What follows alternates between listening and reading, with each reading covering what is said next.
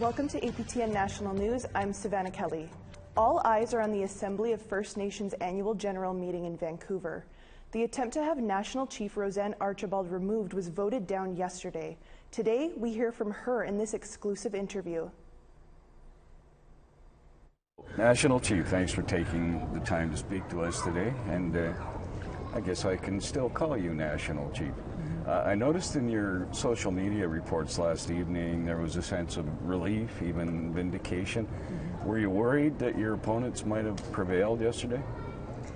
I really came into this knowing that I was telling the truth and that we had to get to the bottom of some of the corruption issues and financial irregularities at AFN. And I didn't think so much about how the vote would go. I just knew that I had a purpose and I had a job to do, and that's what I focused on. Awesome. The one thing that I'm not clear on, and I've covered the AFN for a long time, and I think would be helpful for our viewers to hear your explanation for the issue of the Confederacy of Nations. What's the dispute all about? The Confederacy has been defunct for a number of years. The last time they met was, I believe, in 2013 or 14. And it is the oversight body.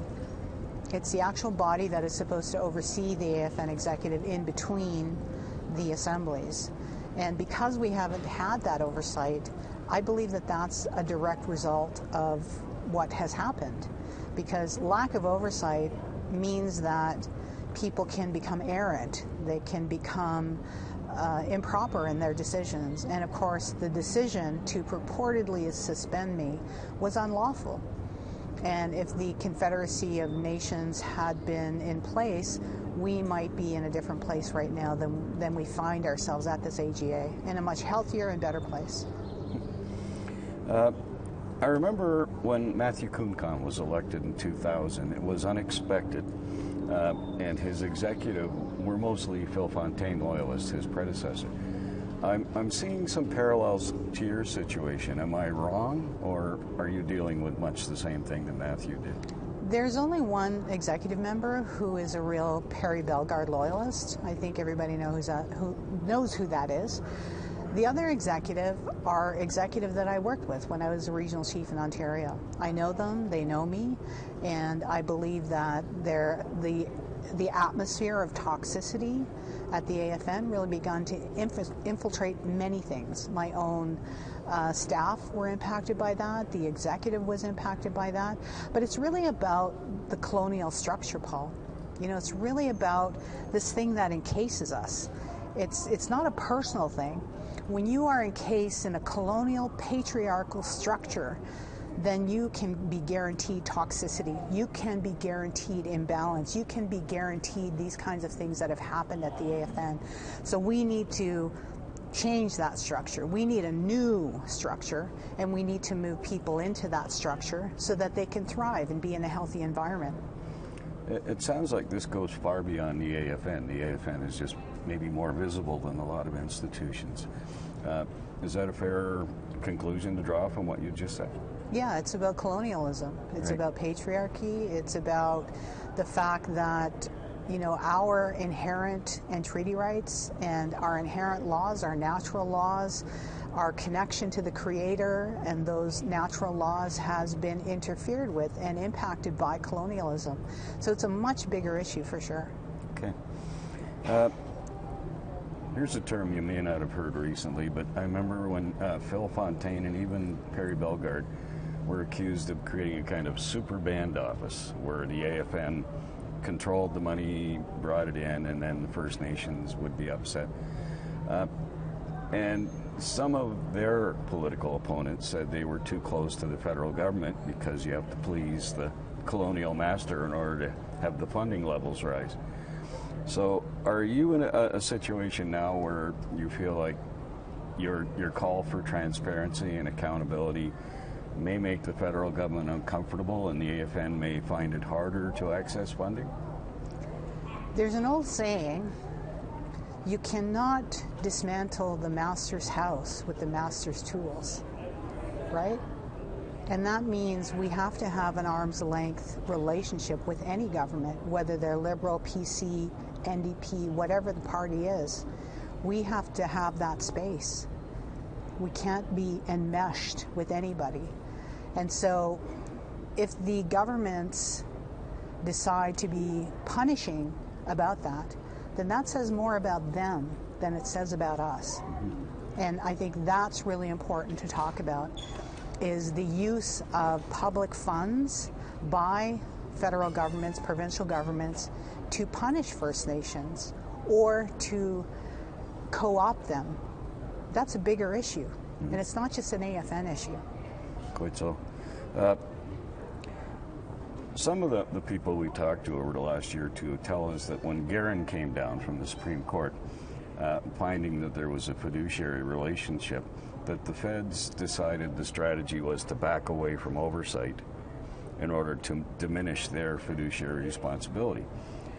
So now we have a situation where some of your supporters are saying the government knew about these contracts, that CERNAC, ISC, certain liberal-connected companies have benefited up till now, and the government knew it, but they didn't do anything. Is that an issue you've raised with the ministers? I have not raised that issue yet, but I'm really glad that you're looking into that, because I believe that journalism and journalists have to dig further on those issues. I don't have any information at this point, but I think that, through investigative journalism, maybe that's where we start to find these issues. We're starting to get some of the contracts, not all. I was hoping that there was an easily accessible list. Does such a list exist? Are you prepared to release it at the right time? I can only release information to chiefs. To chiefs? Yeah, that's my obligation. My obligation is to release information to chiefs, and that's what I've been doing since this whole thing started. And that's what one of the chiefs in the meeting talked about. He was like, I've received 15 emails from you, and previous to that, not many. So I have an obligation to tell the chiefs the truth. And they are actually taking action. When they voted to not uphold the purported suspension, that was them saying, okay, we're going to take control of this situation. So you're going to see chiefs more active. You're going to see chiefs directing this organization. You will see less of the tail wagging the dog, as one chief put it earlier. You're going to see an organization empowered by chiefs. Now, some of the media leaks that started all this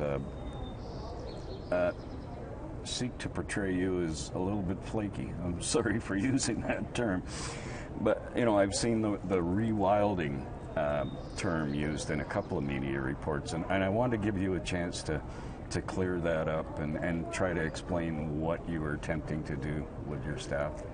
Decolonization is an important process. We're in a colonial construct, and that was my discussion, was around decolonizing ourselves within the office, and then looking at decolonization as a larger issue for First Nations. So to me, that's an actual, if you research decolonization, you'll find all kinds of educational, PhD papers, academia. You will find that this is an actual, intellectual and real issue that is facing First Nations. And so the portrayal of decolonization as something that is flaky is really, it's not true. I remember speaking to a noted elder, Jake Thomas at Six Nations, who said it took us 500 years to get this messed up. It may take us 500 to get straightened out. That's right. I heard you telling the chiefs that they represent sovereign nations, and that raises another issue that some of your predecessors, Matthew Kunkam especially, talked about revitalization of Indigenous nations. But I do the math, and there's 600 plus First Nations, and there's maybe 60 Indigenous nations. And right away you can go, boy, that means 500 odd chiefs are not going to be chiefs anymore. Is that something you're going to pursue, the idea of I know it's a troublesome question, but yeah, it's a difficult question to answer in 8 or 9 minutes, let alone 1 minute of that 8 or 9 minutes. The thing about nations is that You know, we drove across Canada to get here, my staff and I, and we drove for days, hours and hours and hours. And all of that land that we drove through is First Nation land. It's land that was given to us by the Creator. And prior to contact, we were nations.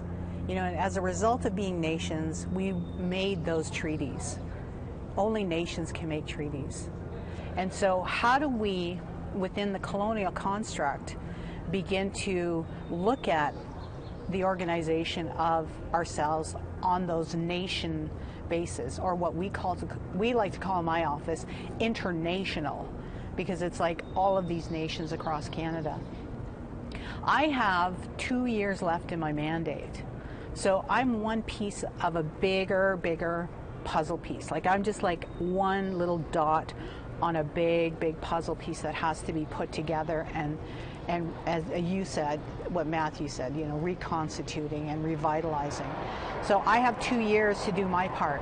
But this is a big, long story. First Nations are a long story that go back to time immemorial and will go forward thousands and thousands and thousands of years. So these 2 years that I have, I'm going to do everything I can to be a part of that solution of decolonizing ourselves, creating our own institutions based upon our culture, our traditions, our languages. I'm going to do my part. But not one national chief will solve the thousands of years that have predated this today, and will not certainly solve the thousands of years to come. But we can each do our part, and that's what I'm going to do. Okay.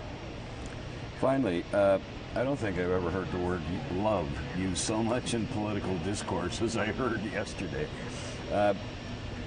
Is this a sign of a female national chief? We're going to go for a totally different approach?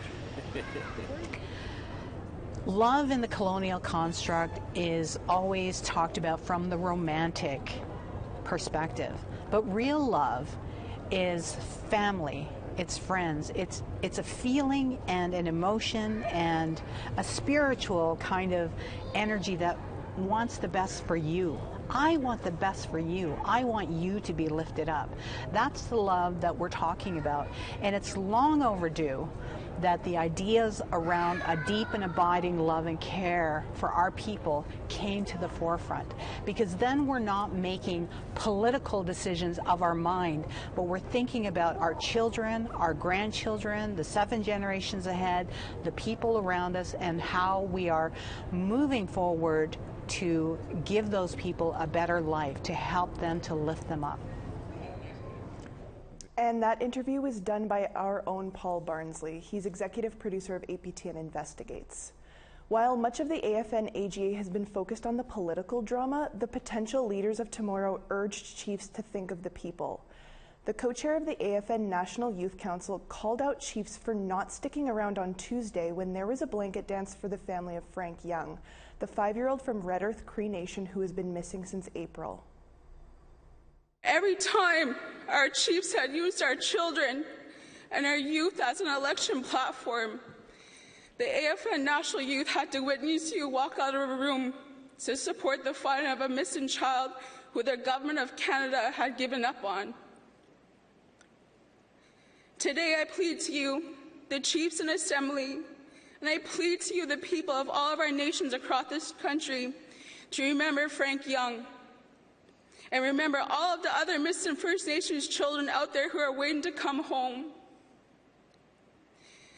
Every time you decide to squabble amongst yourselves, you forget the children and the young people that you once swore to protect. We have to step aside for a short break. Still ahead, former workers at a privately owned Ontario group home are blowing the whistle, saying some kids are being put in danger.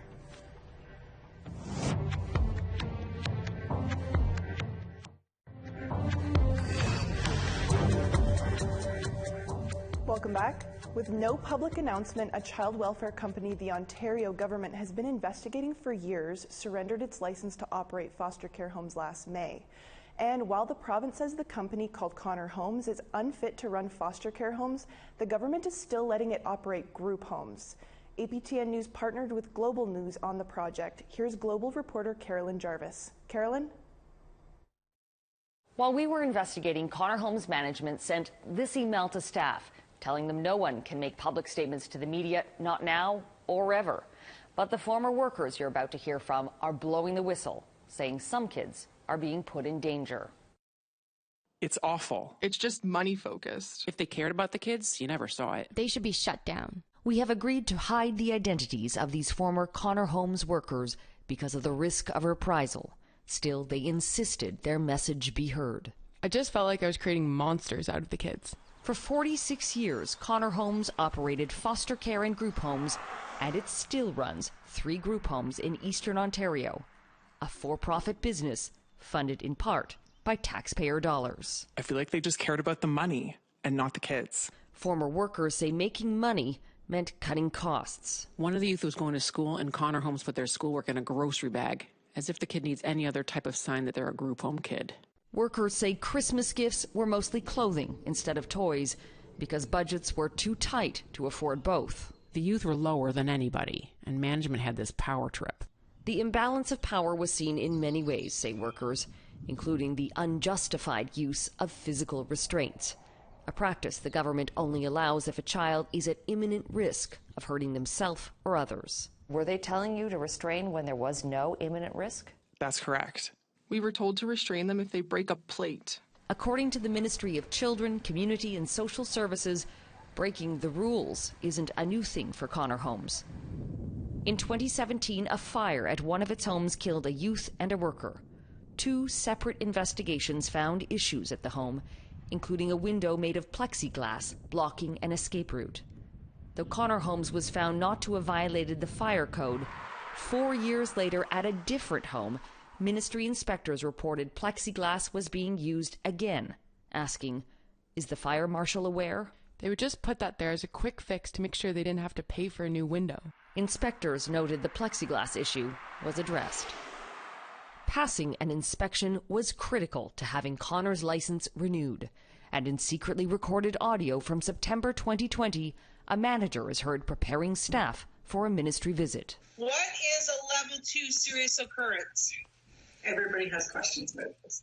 Workers who say they were put on the job with as little as 3 hours of training and an orientation didn't have the answers to basic questions. When you're reporting a serious occurrence, what do you say to the on-call manager? I don't know. I've never reported one, honestly. Connor Homes declined an interview, but said in a statement workers receive regular training, and the company strives to exceed the legislated minimum regulatory standards. And yet former workers say the kids who live there were worse off when they left. Most are still in trouble with the law or drugs. They just go down bad paths because nobody cared about them. So why should they care about themselves? CAROLYN Jarvis for APTN National News. We continue our investigation into Connor Homes tomorrow night with a deep dive into the company's finances, asking, are taxpayer dollars reaching kids in need? We have to take one more quick break. When we come back, a new performance is blending the past, present, and future of First Nations people in the Yukon.